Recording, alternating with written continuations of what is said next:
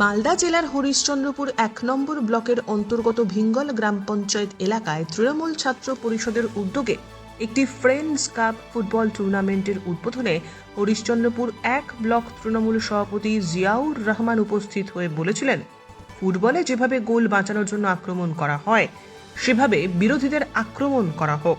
ফুটবলে রেফারি থাকে, লাল কার্ডের ভয় থাকে, নির্বাচনের সময় সেরকম কোনো রেফারি থাকবে না।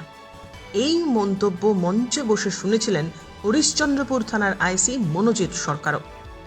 তার এই মন্তব্য নিয়ে ব্যাপক শোরগোল পড়ে যায় রাজনৈতিক মহলে, কিন্তু তারপরেও তৃণমূলের পক্ষ থেকে কোনো পদক্ষেপ গ্রহণ করা হয়নি।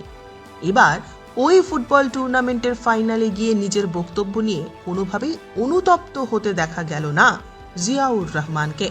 সে সময় উপস্থিত ছিলেন হরিশ্চন্দ্রপুরের বিধায়ক তথা রাজ্যের মন্ত্রী তাজমল হোসেন এবং তার সেই বক্তব্যকে শিলমোহর দিতেও দেখা গেল সভাধিপতি ATM রফিকুল হোসেন এবং জেলা পরিষদ সদস্য বুলবুল খান তার সমর্থনে দাঁড়ান।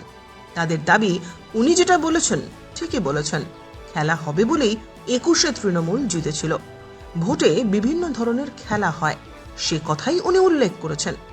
এদিনও জিয়াউর রহমান হুঙ্কার দেন খেলা হবে, যদিও সংবাদ মাধ্যমের সামনে তার দাবি নির্বাচনের সময় রেফারি থাকে ইলেকশন কমিশন, বিধানসভা ভোট করে কেন্দ্রীয় বাহিনী।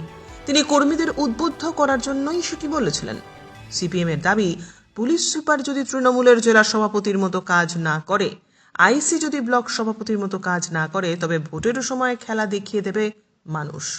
এই গোটা ঘটনা ঘিরে ফের একবার উত্তপ্ত পরিস্থিতির সৃষ্টি হয়েছে। বিগত দিনে একটা বক্তব্য নিয়ে আমি দেখেছি বিরোধীরা অনেক কান্নাকাটি করেছে, সেরকম তো কিছু বলা হয়নি। আমি আবার বলছি, কান্নাকাটি করে লাভ নাই। 2026 সালে আবার যে খেলা হবে, সেই খেলাতে যে বিধানসভা ভোট হবে, সেখানে কিন্তু আমরা নবান্নে কিন্তু আবার সে হাওয়ায় চটেই আসবে, অর্থাৎ মমতা বন্দ্যোপাধ্যায় আসবে। মমতা বন্দ্যোপাধ্যায়ের সবচেয়ে বড় গুণ হচ্ছে কি জানেন? যে কোনো কর্মসূচি হোক, যে কোনো প্রোগ্রাম হোক, উনি কিন্তু সেটাকে আনন্দ করে উৎসবের আকারে সমস্ত জনসাধারণকে একসাথে নিয়ে সেই প্রোগ্রামকে, সেই কর্মসূচিকে উনি আনন্দ করেন।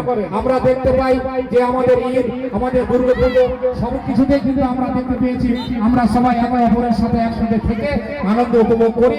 এই ভিঙ্গল অঞ্চলে আশা করবো আগামী দিনে আরো বড় বড় খেলা হবে এবং এখানে আমরা সর্বসম্প্রদায়ের যত বিভিন্ন ধরনের আমরা সম্প্রদায়ের লোকজন আছি, সবাই যেন একসাথে আগামী দিনে এই ভালোভাবে আনন্দ এই খেলাগুলো আমরা উপভোগ করতে পারি।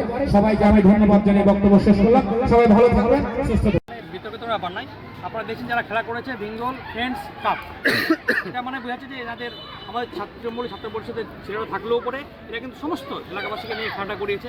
খেলাধুলা এবং মেলার মাধ্যমে আপনারা জানেন যে আমাদের যে দলনেত্রী কৃষ্ণা বলছে সকলকে সমবেত করে নিয়ে কাজ করেন এবং সমাজকে ভালোভাবে এগিয়ে নিয়ে যাওয়ার জন্য বার্তা দেন। এখানে যেটা আমাদের ব্লক সভাপতি বলেছে, এমন কোনো খারাপ কথা বলেনি। উনি আবেগে খেলা কথাটা আসলে দেখেন আমাদের 2026 সালে যেটা আমাদের আমাদের 21 সালে যেটা মোটো ছিল যে খেলা হবে, এবং সেখানে খেলা কিন্তু হয়েছে। এবং একটা কথা বলছি যে নবান্নে কিন্তু সে আবার হাওয়াই চুটি আসবে, বিরোধীরা যতই কান্নাকাটি করুক না কেন। রেফারি থাকবে না, লাল কার্ড দেখানোর মতো লোকও থাকবে না, এমনটাই মন্তব্য করতে দেখা গেছিল।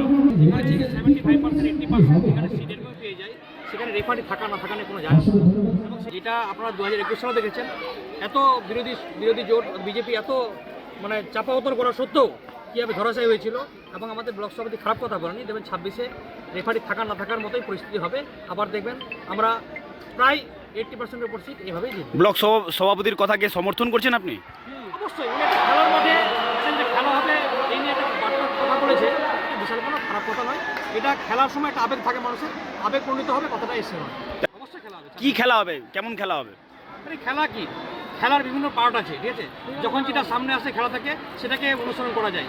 এখানে যেমন একটা ফুটবল খেলা হচ্ছে, ভবিষ্যৎ যখন খেলা হবে পলিটিক্যাল খেলা, সেখানেও খেলা হবে। আমাদের খেলাটা কেন হয় জানতে পারছেন আপনারা একটা জিনিস, মমতা বন্দ্যোপাধ্যায়ের যে উন্নয়ন ধারা, সেটাকে সামনে রেখে কিন্তু খেলা হয়। ব্যুরো রিপোর্ট, উত্তরের প্রহরী।